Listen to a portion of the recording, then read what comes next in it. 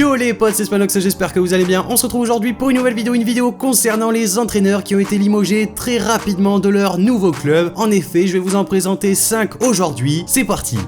On commence tout d'abord avec Gianpiero Gasperini qui a été limogé de l'Inter Milan très rapidement puisque l'Italien n'aurait évolué que dans son pays natal en tant que joueur et entraîneur et il sera arrivé à l'Inter Milan en provenance du Genoa pour remplacer le Brésilien Leonardo. L'ancien milieu de terrain de Palerme et de Pescara n'aura fait que 5 matchs officiels sur le banc des Nerazzurri. Il avait signé son contrat le 24 juin 2011 pour 1 an renouvelable et moins de 3 mois plus tard, soit le 21 septembre 2011, il est limogé après avoir essuyé une 4e défaite en 5 matchs officiels. Il sera remplacé ensuite par Claudio Ranieri avant de retourner au Genoa. Il est aujourd'hui entraîneur de l'Atalanta Bergame depuis 2016. C'est vrai que l'Inter Milan fait partie des grands clubs qui ne laissent pas énormément de possibilités à leurs nouveaux entraîneurs puisque dès qu'il y a une mauvaise série, ils le virent. On a ensuite José Antonio Camacho qui a été limogé du Real Madrid avec seulement 4 matchs sur le banc des Merengues. L'ancien sélectionneur de l'Espagne de 98 à 2002 n'a sûrement pas oublié sa terrible expérience chez le Real Madrid. L'Espagnol est appelé en juillet 2004 par les dirigeants madrilènes pour redresser une équipe du Real Madrid en crise. Camacho avait notamment remporté la Coupe du Portugal avec le Benfica Lisbonne qui était son premier trophée en tant qu'entraîneur. Finalement, l'Espagnol décidera d'abandonner les commandes de l'équipe merengue suite à des conflits avec l'entourage du club, autrement dit Florentino Pérez,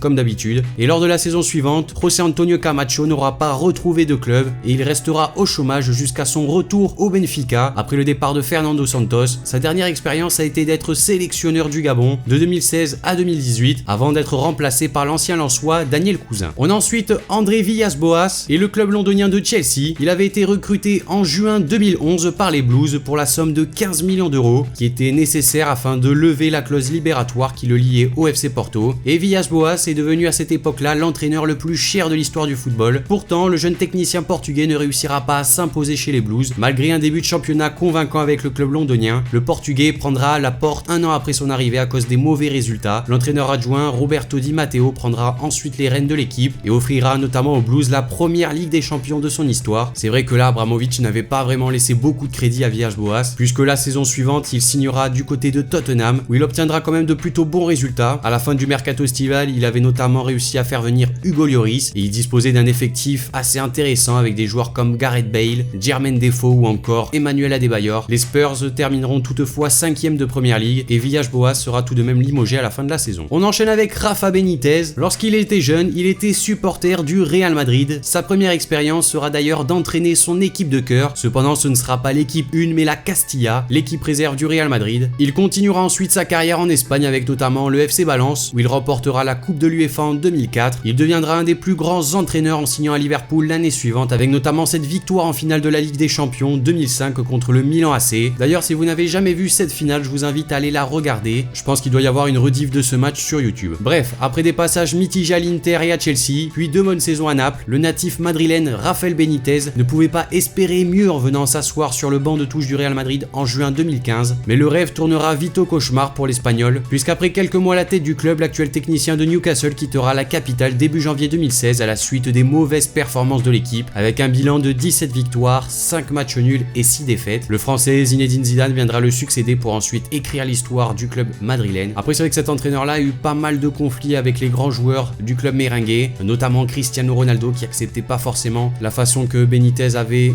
de donner les ordres. Bref, Florentino Pérez ne le laissera pas très longtemps à la Casablanca. Et le dernier entraîneur, bien sûr, c'est un sujet d'actualité. Il s'agit de Julen Lopetegui, successeur de Zidane. Il n'avait pas le droit à l'erreur après les magnifiques saisons offertes par le champion du monde 98. Premièrement, en partance avec l'Espagne pour disputer la Coupe du Monde en Russie, le Basque avait décidé de planter son groupe pour rejoindre le Real Madrid et ainsi succéder à Zidane comme entraîneur du club. Il est donc logiquement écarté par la fédération espagnole la veille de l'ouverture de la Coupe du Monde 2018. Il sera remplacé le jour même à la tête de la sélection espagnole par le directeur sportif Fernando Hierro. Ça a quand même été quelque chose qui, je pense, a marqué pas mal d'Espagnols qui ne doivent probablement pas le porter dans leur cœur à ce moment-là. Et donc c'était à lui de se racheter avec de bons résultats en club. Malheureusement, l'ancien sélectionneur ne trouvera pas ses marques au sein du club madrilène et après une lourde défaite face au FC Barcelone 5-1 et un début de championnat plus que néfaste, l'Espagnol quittera son poste d'entraîneur à la fin du mois d'octobre 2018. Il est provisoirement remplacé en intérim par l'ancien merengue Santiago Solari qui avait déjà évolué au club de 2000 à 2005, notamment durant l'époque des Galacticos avec les Zidane, Beckham, etc.